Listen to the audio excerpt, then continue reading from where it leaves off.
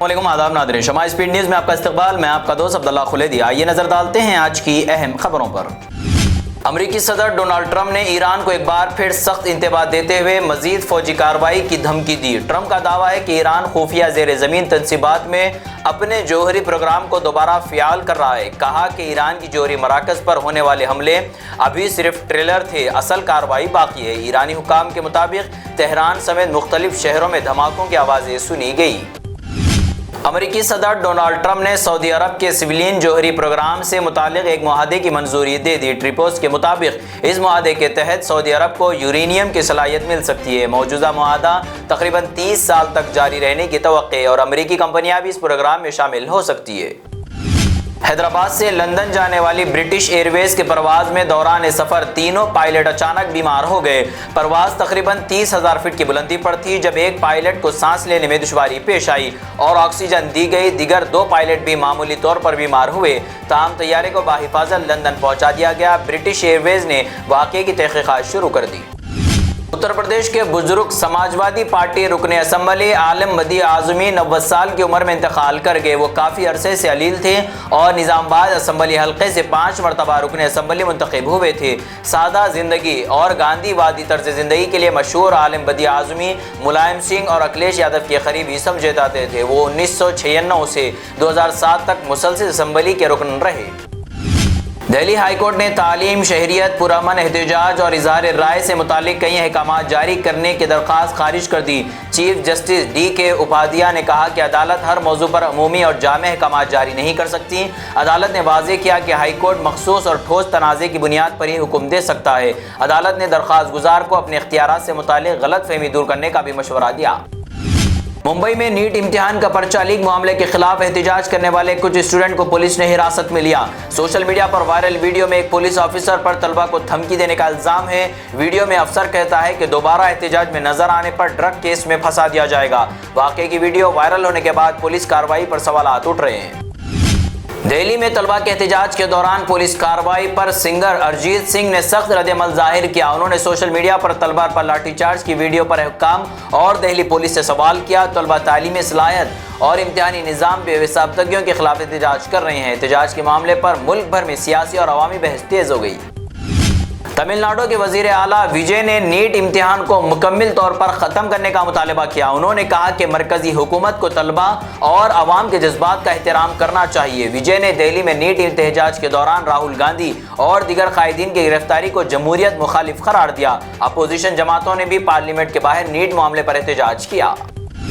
جے پور municipal corporation نے شہر میں پالتو کتوں اور بلیوں کی رجسٹریشن لازمی قرار دی۔ مالکان کو 30 ستمبر 2026 تک رجسٹریشن کرانی ہوگی ورنہ 5,000 روپے تک جرمانہ عائد کیا جا سکتا ہے۔ نئے قانون کے تحت پالتو جانوروں کی اینٹی ریبس ویکسین بھی لازمی ہوگی۔ میونسپل کارپوریشن 2 اگست کو رجسٹریشن اور ویکسینیشن کی مفت سہولت بھی ہوگی۔ نیٹ امتحان کے معاملے پر عثمانیہ یونیورسٹی میں طلبہ تنظیموں نے احتجاج کیا۔ مظاہرین نے مرکزی وزیر تعلیم دھرمیندر پردھان سے استعفی کا مطالبہ کیا۔ طلبہ تنظیموں نے دہلی میں احتجاج کرنے والے طلبہ کے خلاف پولیس کارروائی کی بھی مذمت کی۔ مظاہرین نے امتحانی نظام میں شفافیت، بے ضابطگیوں کے غیر جانبدارانہ تحقیقات اور طلبہ کے مسائل کے فوری حل کا مطالبہ کیا۔ گھر یا پلاٹ خریدنے سے پہلے یہ غلطی نہ کرے۔ گھر یا پلاٹ خریدنے سے پہلے قانون اور ماحولیاتی ریکارڈ کے مکمل جانچ ضروری ہے ورنہ مستقبل میں بڑا نقصان ہو سکتا ہے۔ ماہرین نے خبردار کیا کہ جھیل، ندی، نالے یا بفر زون، ویٹ لینڈ کے قریب زمین خریدنے سے پہلے زون ضرور چیک کرے۔ صرف رجسٹرڈ سیل ڈیڈ منظور شدہ نقشہ، بینک، فائنانس یا لوگوں کے وہاں رہنے کو قانون تحفظ کی ضمانت نہ سمجھیں۔ خریداری سے پہلے سرکاری ریکارڈ، سروے نمبر، منظور شدہ نقشہ اور علاقے کے سیلابی صورتحال کی جانچ لازمی کریں۔ تلنگانہ کے RTA دفتر کے باہر ایجنٹ کی سرگرمیوں کی شکایت پر محکمے نے اچانک معائنے اور خفیہ تحقیقات کا حکم دیا۔ رپورٹس کے مطابق بعض دلال مفت آن لائن اپائنٹمنٹ سلاٹس بھی فروخت کر رہے ہیں، جس کے بعد محکمے نے سخت کارروائی کی ہدایت دی۔ حکام نے RTA دفاتر میں no entry for broker policy پر سختی سے عمل کرنے کا حکم دیا۔ محکمے نے خبردار کیا کہ ایجنٹ سے ملی بھگت کرنے والے سرکاری ملازمین کے خلاف بھی سخت محکمانہ کارروائی ہوگی۔ آندھرا پردیش میں کووڈ کیسز میں اضافے کے درمیان تلنگانہ میں بھی ماہرین نے عوام کو محتاط رہنے کا مشورہ دیا۔ ڈاکٹروں کے مطابق کووڈ کے علامات اکثر آہستہ آہستہ ظاہر ہوتی ہے، اس لیے مسلسل کھانسی، بخار، گلے میں درد اور تھکن کو نظر انداز نہ کریں۔ ماہرین نے علامت والے افراد کو ماسک پہننے، ہجوم سے دور رہنے اور ضرورت پڑنے پر کووڈ ٹیسٹ کرانے کا مشورہ دیا۔ حاملہ خواتین، بزرگوں اور دل یا گردوں کے مریضوں کو خاص احتیاط برتنے کی ہدایت دی گئی۔ تلنگانہ بھر میں تعلیم بند کا اعلان۔ 24 جولائی کو تلنگانہ بھر میں تعلیمی ادارے بند رکھنے کا اعلان کیا۔ یہ بند دہلی میں طلبہ کے خلاف پولیس کارروائی اور طلبہ کی جمہوری حقوق کے تحفظ کے مطالبہ پر کیا جائے گا۔ طلبہ تنظیموں نے مرکزی وزیر تعلیم دھرمیندر پردھان کے استعفے اور NTA کو تحلیل کرنے کا مطالبہ کیا۔ تنظیموں نے طلبہ، اساتذہ، والدین اور عوام سے بند کی حمایت کرنے کی اپیل کی۔ جیل میں سزا کاٹتے کاٹتے قیدیوں کو ایک دوسرے سے محبت، پھر جیل میں ہی شادی۔